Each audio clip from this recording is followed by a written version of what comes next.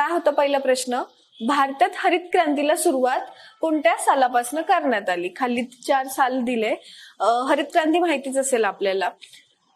हरित क्रांती झाली जेव्हा आपल्या भारतात अन्नधान्याची खूपच टंचाई होती, जेव्हा अमेरिकेकडनं आपण ते PL 480 अंतर्गत धान्य आयात केलं होतं, गहू आयात केला होता, तो अत्यंत निकृष्ट दर्जाचा होता आणि त्यावेळी भारताला आपल्या अन्नधान्यात स्वयंपूर्णतेची गरज भासू लागली. त्यावेळी MS स्वामीनाथन यांनी भारतात हरित क्रांतीची बीजे रोवली होती. ते कधी झालंय? तर याचं उत्तर आहे 65 ते 68 या सालात. ठीक आहे, पर्याय नंबर 3 याचं उत्तर आहे एक्झॅक्ट. एक्सप्लेनेशन बघू आपण याचं. काय म्हणतंय हे बघा, भारतात हरित क्रांतीची सुरुवात भले ते 60च्या दशकात असं म्हणत असले, पण एक्झॅक्ट कधी झाली ते 65 ते 68. 65 ते 68 याच काळात झालेली आहे. ठीक आहे. कोण होतं?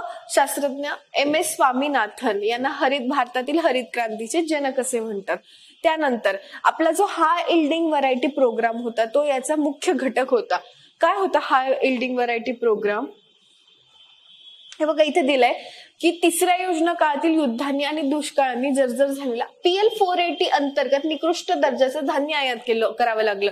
लाल बहादूर शास्त्रींनी, तुम्हाला माहितीये, त्यांनी स्वतःच्या घरात मुलांना एक दिवस उपाशी ठेवलं होतं. नंतर अख्ख्या भारताला त्यांनी सांगितलं होतं की एक वेळेच्या जेवणाचा त्याग करा.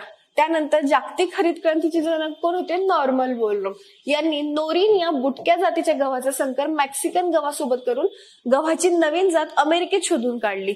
मग आपण काय केलंय इथे, स्वामीनाथन यांनी मेक्सिकन ड्वार्फ जातीचा भारतीय जातीशी संकर घडवून लागवड करता येईल अशी नवीन जात शोधून काढल्या आणि भारतात हरित क्रांतीची मुहूर्तमेढ रोवली गेली. त्या स्वामीनाथन यांनाच हा भारतीय हरित क्रांतीचे जनक असे म्हणतात. ठीक आहे. त्यानंतर त्यावेळेचे कृषी मंत्री कोण होते? C. सुब्रमण्यम. ठीक आहे, लक्षात ठेवायचं आहे. आणि कुठल्या जातींचा समावेश होता यात? लार्मा रोजो 64A आणि सोनोरा 64 या जातींचा समावेश होता. जो हाय इल्डिंग व्हरायटी प्रोग्राम होता त्यात काय होतं की अत्युच्च उत्पादन देणाऱ्या बुटक्या संकरित जाती शोधून काढून त्यांच्यापासून मिळवलेल्या बियाण्यांचा वापर करण्यात येऊ लागला.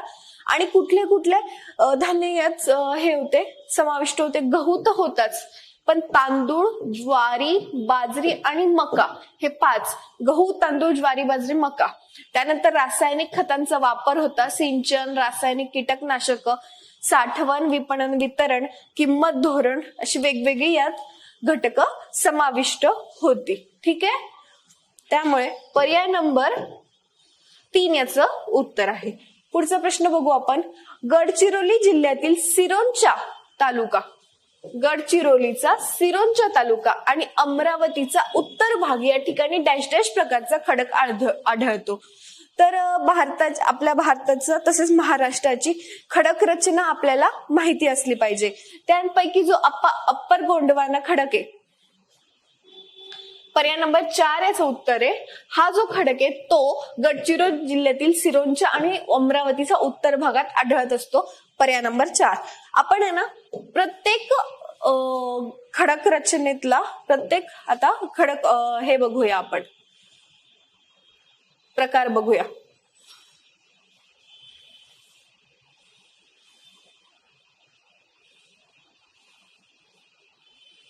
सगळ्यात आधी कुठला खडक येतो? तो आर्कियन खडक.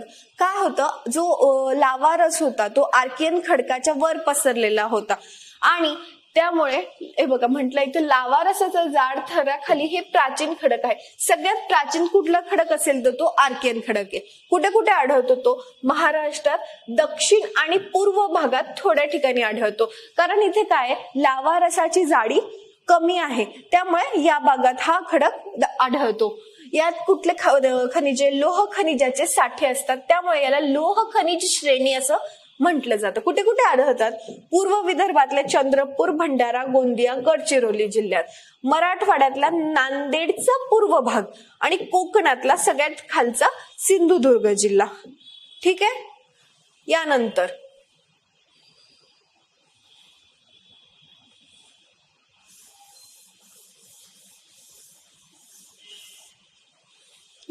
काय, धारवाड श्रेणीचे खडक.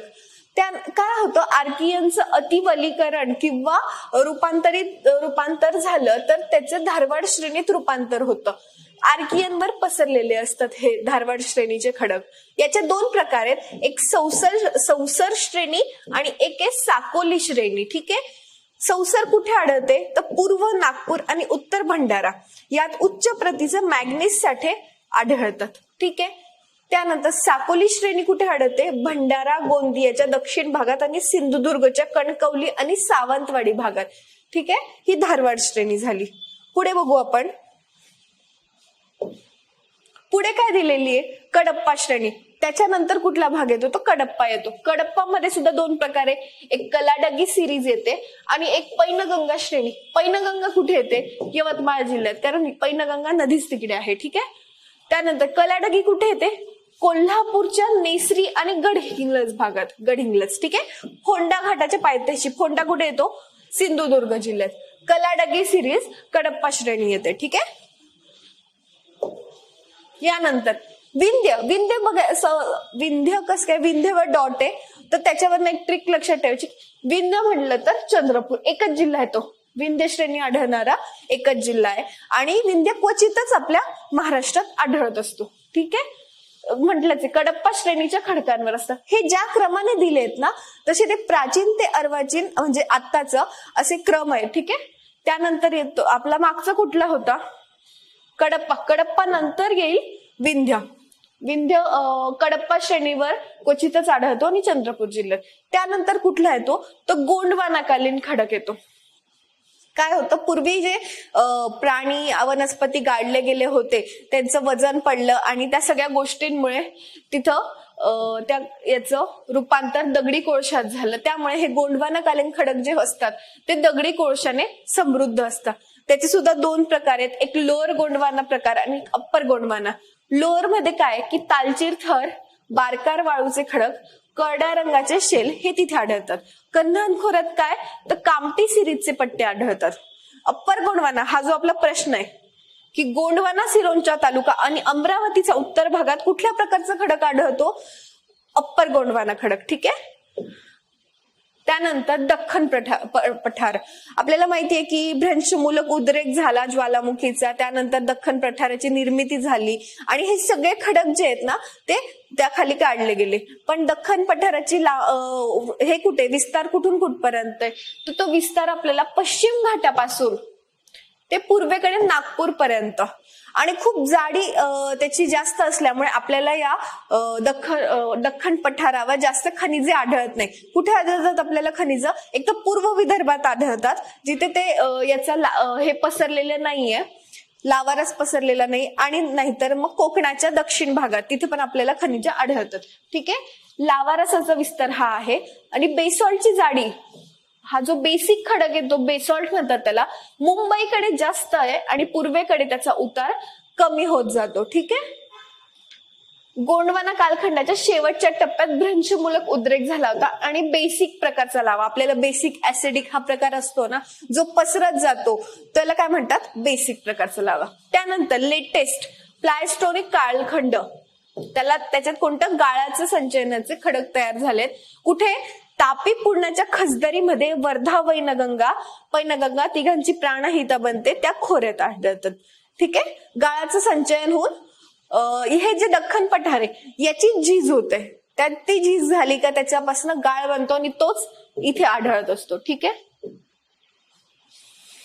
पुढचा प्रश्न, उत्तर काय आलं होतं आपलं, अप्पर गोंडवाना खडक. तुम्ही पर्याय बघाल तर गाळाचं येणार नाही, विंध्य ध्यवट टिंबे ना तर त्याच्यावर लक्षात ठेवा चंद्रपूर एकच जिल्हा आहे, सोपं लक्षात ठेवायला सोपं असतं हे विंध्य. ठीक. कडप्पा येणार नाही.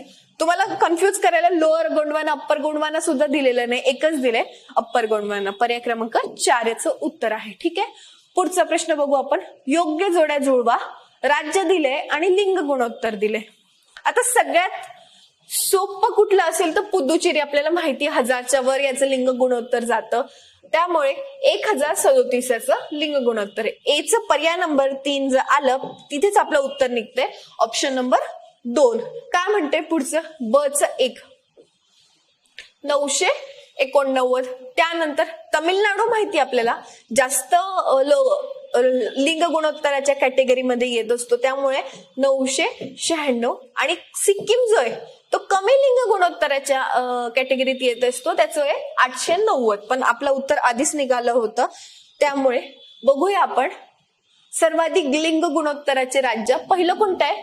केरळ 1084. त्यानंतर येतं पुदुच्चेरी 1037. त्यानंतर येतं तमिळनाडू, आंध्र. बघताय तुम्ही, केरळ झालं, पुदुच्चेरी झालं, तमिळनाडू झालं, आंध्र झालं. कुठले राज्य? सगळे दक्षिणेकडचे राज्य आहे, दक्षिणेकडचे. ठीक आहे. यानंतर येतं छत्तीसगड आणि 6 नंबरचं लक्षात ठेवा, मेघालय नॉर्थ ईस्ट साइडचं येतं. ठीक आहे. इकडे सर्वात कमी बाललिंग गुणोत्तर कोणाचं आहे? हरियाणा. तुम्हाला तिथे एक्झॅक्ट बाल गुणोत्तर माहित असणं अपेक्षित नाहीये, ते कोणाचं माहिती असणं अपेक्षित आहे? एक तर केरळ, नाही तर पुदुच्चेरी. कारण काय तर 1000च्या वर आहे. पण बाकी तुम्हाला क्रम माहिती असेल तर ते सॉल्व्ह करणं सोपं जातं. हरियाणा नंतर काय येतं? 879 लक्षात ठेवायचं. एक जम्मू काश्मीर येतं. त्यानंतर सिक्कीम, पंजाब, युपी आणि बिहार. ठीक आहे. युपी बिहार लक्षात ठेवायला सोपं आहे. पंजाब हरियाणा एकत्र करून तुम्ही लक्षात ठेवू शकता. एक सिक्कीम लक्षात ठेवायचं नॉर्थ ईस्ट साइडचं आणि जम्मू काश्मीर. ठीक आहे. पुढचा प्रश्न,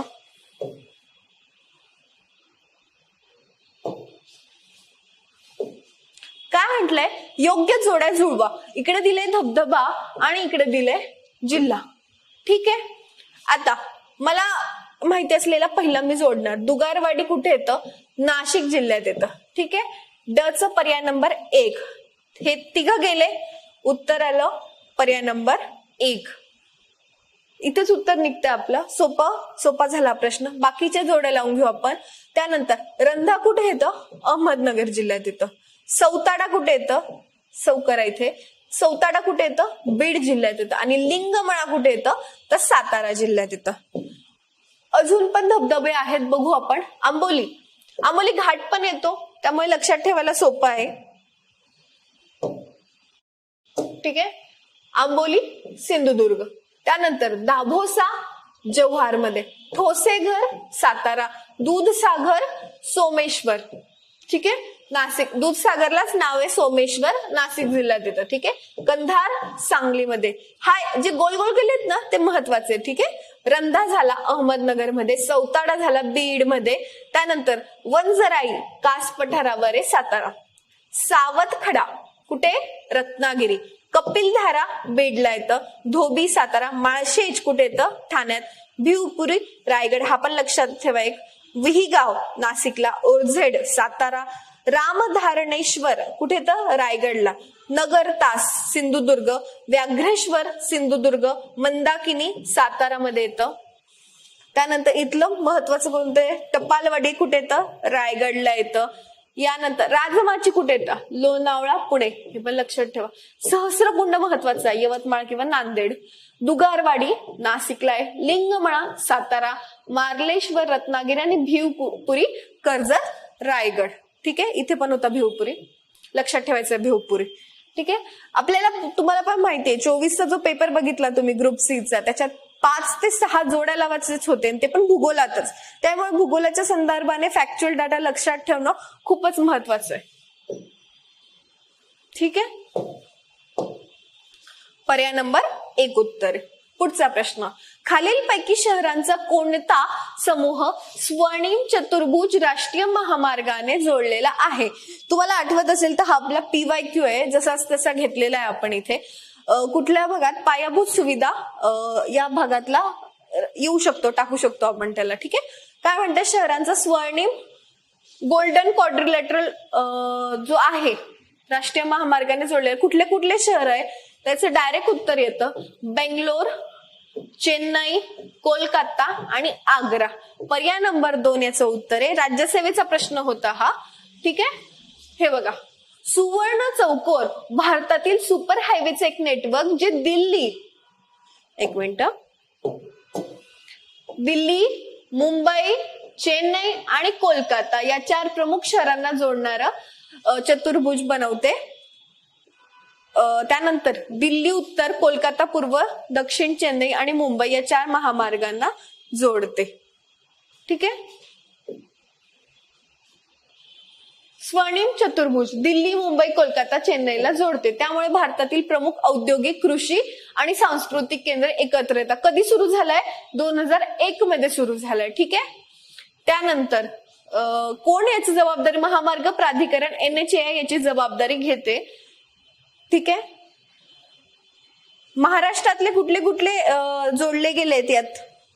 हे बघा, या प्रकल्पात श्रीनगर जम्मू काश्मीरचा आणि कन्याकुमारी तामिळनाडू यांना जोडणारा उत्तर दक्षिण कॉरिडॉर, तसेच सिलचर आसाम आणि पोरबंदर गुजरात म्हणजे वरून खाली आणि खालून वर पूर्वेकडून पश्चिमेकडे जोडणारा पूर्व पश्चिम कॉरिडॉर यात समाविष्ट आहे.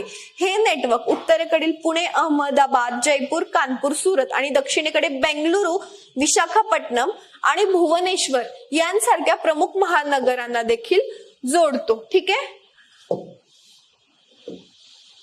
त्यामुळे आपल्याला इथे मुंबई न देता बंगलोर दिलेले आहे. बंगलोर, चेन्नई, कोलकाता आणि आग्रा.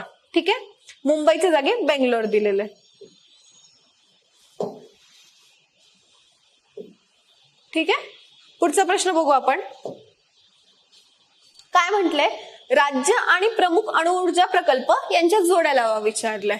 काय दिले? गुजरात, कर्नाटक, उत्तर प्रदेश, राजस्थान, नरोरा, रावतभट, काकरापार आणि कैगा. कुठे? कर्नाटक मध्ये काय? कैगा येतं. याला दुसरं नाव काय? KGS. ठीक आहे. उत्तर प्रदेश मध्ये कोणतं येतं? नरोरा. त्याला काय नाव आहे? नॅप्स. त्यानंतर गुजरातला येतं काकरापार, त्याला काय म्हणतात? कॅम्प्स. आणि राजस्थान मध्ये तर रावतभट, त्याला काय म्हणतात? रॅप्स. नॅप्स, रॅप्स हे काकरापार आणि कैगाव मध्ये कन्फ्युजन होतं, ते लक्षात ठेवायचं. काकरापारचं नाव कॅप्स आहे आणि कैगाचं नाव KGS आहे. ठीक आहे. तर जोडी बघू आपण कुठले येते. अ चं 3 नंबर, ब चं 4, क चं 1 आणि ड चं 2. पर्याय नंबर 3. अजून कुठले कुठले? महाराष्ट्रातलं माहिती आपल्याला. अणुऊर्जा केंद्र तारापूर कुठे येतं? महाराष्ट्रात. रावतभट कुठे येतं? राजस्थान. कुडनकुलन सगळ्यात जास्त क्षमता याची बघा 2000 रशियाच्या मदतीने उभारलाय आपण. ठीक आहे. तमिळनाडूला येतं. कैगा कुठे? कर्नाटक मध्ये आहे. काकरापार कुठे? गुजरात मध्ये आहे. कल्पकम कुठे? तमिळनाडूमध्ये. तमिळनाडूमध्ये 2 आहे. ठीक आहे. नरोरा कुठे? उत्तर प्रदेश. यानंतर पुढचा प्रश्न बघू आपण. काय म्हणताय? महाराष्ट्राचे हवामान, पर्जन्यमान, भूस्खलन आणि मातीची वैशिष्ट्ये लक्षात घेऊन डॅश डॅश कृषी हवामान विभागांमध्ये विभागणी करण्यात आलेली. म्हणजे महाराष्ट्राचे वातावरण, हवामान या सगळ्या दृष्टीने महाराष्ट्राचे किती ऍग्रो क्लायमॅटिक झोन आहेत ते सांगायचंय. त्याचं उत्तर आहे पर्याय नंबर 4, 9 ऍग्रो क्लायमॅटिक झोन्स मध्ये महाराष्ट्राची विभागणी करण्यात आली. आणि भारताच्या संदर्भात काय येतं? तर भारताची 15 ऍग्रो क्लायमॅटिक झोन मध्ये विभागणी केली, महाराष्ट्राची 9. ठीक आहे. हे बघा इथे दिलंय महाराष्ट्राचे कृषी हवामान विभाग. इथे हे 9 विभाग दिले. काय काय येतात? दक्षिण कोकण, उत्तर कोकण, पश्चिम घाट. हा झाला आपला. हा बघा, समजा हा आपण महाराष्ट्राचा मॅप घेऊ. इथे तो वरचा आहे तो उत्तर कोकण, त्यानंतर येईल दक्षिण कोकण. ठीक आहे. अजून मी हे बघा, हा झाला इथं उत्तर कोकण, इथं दक्षिण कोकण. त्यानंतर कुठे येतो? इथे येईल हा पश्चिम घाट. त्यानंतर त्याच्यानंतर काय येईल? खाली बाजूला उपपर्वतीय प्रदेश. त्यानंतर पश्चिम महाराष्ट्र मैदानी. नंतर पश्चिम महाराष्ट्राचा कमी पावसाचा प्रदेश म्हणजे इकडे येईल पर्जन्य छायेचा हा जो प्रदेश येईल तो. त्यानंतर मध्य महाराष्ट्र पठारी विभाग, मध्य विदर्भ विभाग तिकडचा आणि पूर्व विदर्भ म्हणजे एक्स्ट्रीम पूर्व साईडला. ठीक आहे. आता याचं डिटेल कुठले कुठे काय काय वैशिष्ट्य आहेत ते दिलेत बघा.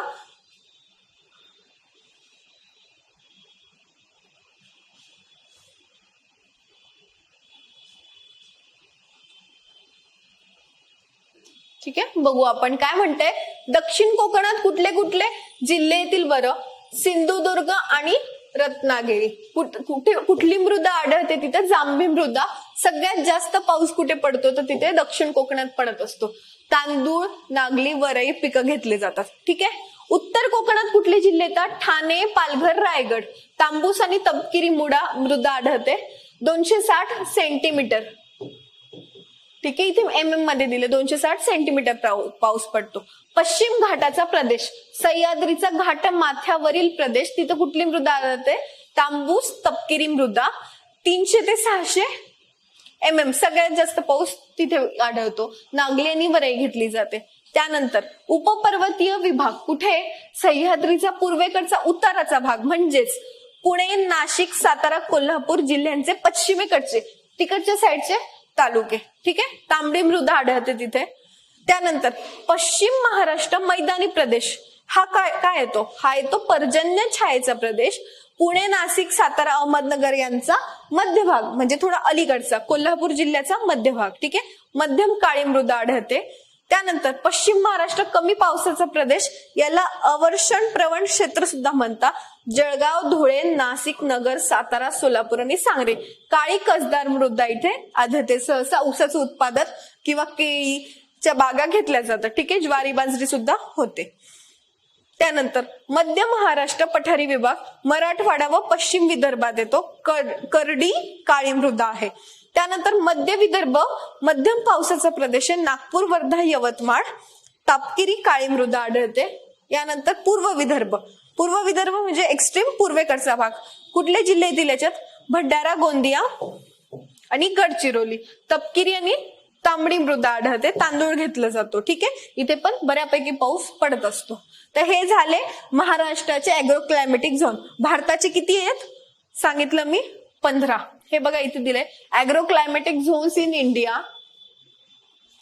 कुठे बघा इथे 15 झोन्स वेअर फर्दर सबडिवायडेड इंटू 73 सब झोन्स. ठीक आहे. यानंतर तुम्ही करंट मध्ये वाचलं असेल, याचं उत्तर पर्याय नंबर 4. करंट मध्ये वाचलं असेल की नुकतीच आपण भारताने आपल्या किनारपट्टीची परत नवीन याच्या पद्धतीनुसार मोजमाप केलेलं आहे भारतीय किनारपट्टीचं, आणि ते खूप जास्त पद्धतीने म्हणजे आपण जे आधी वाचत होतो त्याच्यात 50% आसपास वाढ झालेली आहे.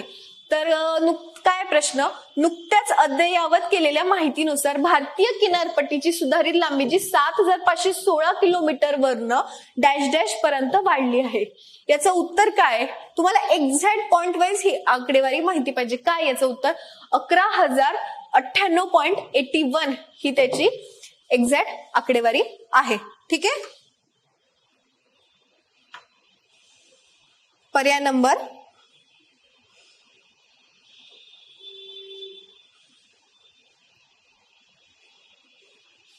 2.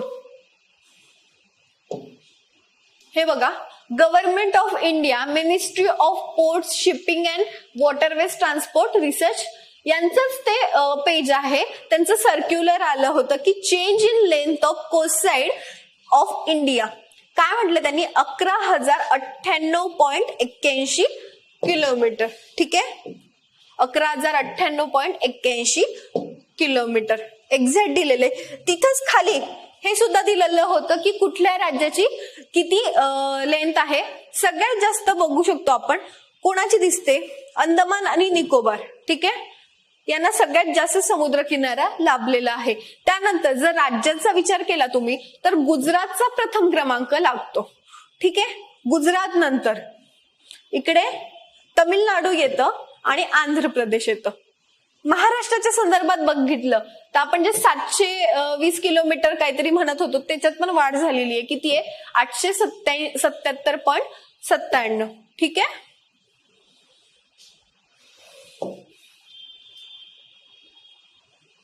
पुढचा प्रश्न बघू आपण. पर्याय नंबर 2 याचं उत्तर आहे. पुढचा प्रश्न काय? नदी आणि उगमस्थान विचारलंय. काय हे? वर्धा, वैनगंगा.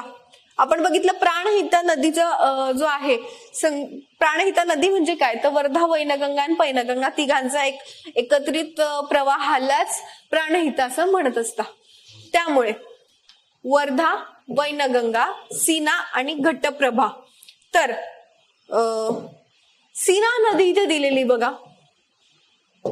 कोणाची उपनदी ही सीना नदी? तर ही नदी भीमेची डाव्या तीराची उपनदी आहे आणि सीनेचा उगम हरिश्चंद्र डोंगर रांगेत झालेला आहे. सीना नदीच्या काठावर कुठलं शहर वसलंय? तर अहमदनगर शहर वसलंय. कोणाची? भीमेची उपनदी सीना. सीना येतं हरिश्चंद्र डोंगररांग त्याचा उगम झालेला आहे. कुठे? कच पर्याय नंबर 3. हे 2 झाले कट. घटप्रभा. घटप्रभा ही कोणाची उपनदी आहे?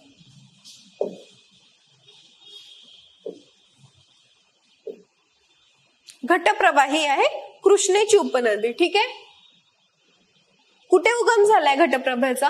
कृष्णेची प्रमुख उपनदी आहे. महाराष्ट्र व कर्नाटक या 2 राज्यातून वाहते आणि सह्याद्री पर्वतरांगेत पारंबोली चौकुल गावाजवळ सावंतवाडी सिंधुदुर्ग या ठिकाणी हिचा घटप्रभेचा पारंबोली सिंधुदुर्ग या ठिकाणी उगम झालेला आहे. त्यानंतर वर्धा आणि वैनगंगा. आपल्याला माहिती आहे वर्धा ही सगळ्यात मोठी वर्धा ही महाराष्ट्रातील दक्षिण वाहिनी सर्वात मोठी नदी आहे.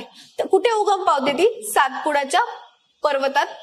सातपुडा पर्वतरांगेत उगम पावते. नदीचा प्रवाह उत्तरेकडून दक्षिणेकडे आहे. ठीक आहे. कुठे येतं? वर्धा सातपुडा पर्वतरांगेत. वर्धा कुठे येईल? सातपुडा. आणि उरलं काय? वैनगंगा मैकल रांगेत. त्यामुळे 2, 1 आणि 3, 4 पर्याय नंबर 4 याचं उत्तर आहे.